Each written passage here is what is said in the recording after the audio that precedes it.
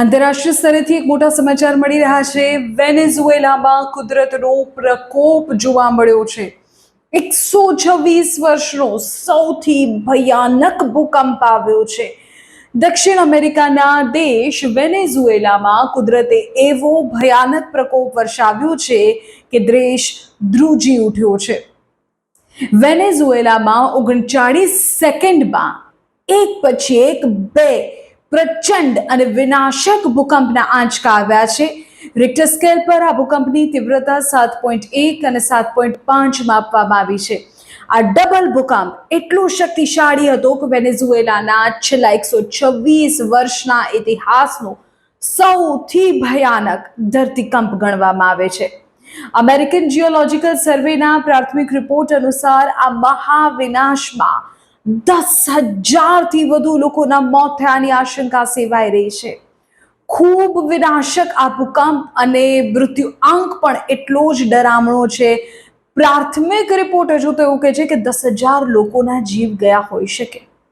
આ ભૂકંપનું કેન્દ્રબિંદુ મોન્ટાલ્બન અને મોરોન નજીક જમીનથી ઓછી ઊંડાઈએ હતું, જેના કારણે વિનાશની તીવ્રતા વધુ જોવા મળી, એટલે કે ઊંડાણ વધુ નહોતું અને તેના જ કારણે ધરતી પર તેની ખૂબ અસર થઈ. તેની રાજધાની કારકાસમાં ભૂકંપ સૌથી વધુ વિનાશક જોવા મળ્યો.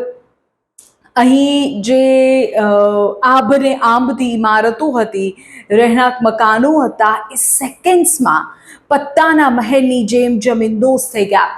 સેંકડો બિલ્ડિંગોમાં મોટી તિરાડો પડી ગઈ હોવાના સમાચાર સામે આવ્યા છે. રસ્તાઓ ફાટી ગયા છે, કાટમાળનો ખડકલો થઈ ગયો છે, લોકો દટાઈ ગયા છે. ભૂકંપ બાદ દરિયામાં પણ મોટી આફતની આશંકાને પગલે તટીય વિસ્તારોમાં સુનામીનું એલર્ટ જાહેર કરવામાં આવ્યું છે. હાલમાં કારકાસ સહિત પ્રભાવિત વિસ્તારોમાં વીજળી અને ટેલિકમ્યુનિકેશન સેવાઓ તો ઠપ થઈ ગઈ છે. લોકો પોતાના સ્વજનોનો સંપર્ક કરી શકતા નથી. સ્વાભાવિક છે કે આવી પેનિક ની સ્થિતિ હોય ત્યારે લોકો પોતાના પરિચિતો, પોતાના સ્વજનો ઠીક છે કે કેમ તેની લઈને ચિંતા હોય, પણ કોઈ પણ રીતે કમ્યુનિકેશન થઈ શકે તેમ નથી. એરપોર્ટ બંધ થઈ ગયા છે. સમગ્ર દેશમાં કટોકટી જેવો માહોલ છે. હાલમાં ત્યાં સેના અને બચાવ ટીમો દ્વારા કાટમાળની નીચે દબાયેલા લોકોને બહાર કાઢવા માટે રેસ્ક્યુ ઓપરેશન શરૂ કરી દેવામાં આવ્યું છે. અહીં વિચિત્ર સંયોગ એ છે કે વેનેઝુએલામાં આવેલા પ્રચંડ ભૂકંપ બાદ વિશ્વના અન્ય દેશો પણ ધ્રુજી ઉઠ્યા છે. અમેરિકાના કેલિફોર્નિયાના દરિયાકાંઠે 5.6ની તીવ્રતા, જાપાનમાં પણ 6.9ની તીવ્રતાના શક્તિશાળી ભૂકંપના આંચકા અનુભવાયા છે. વૈશ્વિક સ્તરે તેના કારણે ચિંતાનો માહોલ છે. ભારતમાં પણ ક્યાંક એવા સમાચાર સામે આવ્યા. કુદરતની આ ભયાનક થપાટે વેનેઝુએલાને લોહીલુહાણ કરી દીધું છે.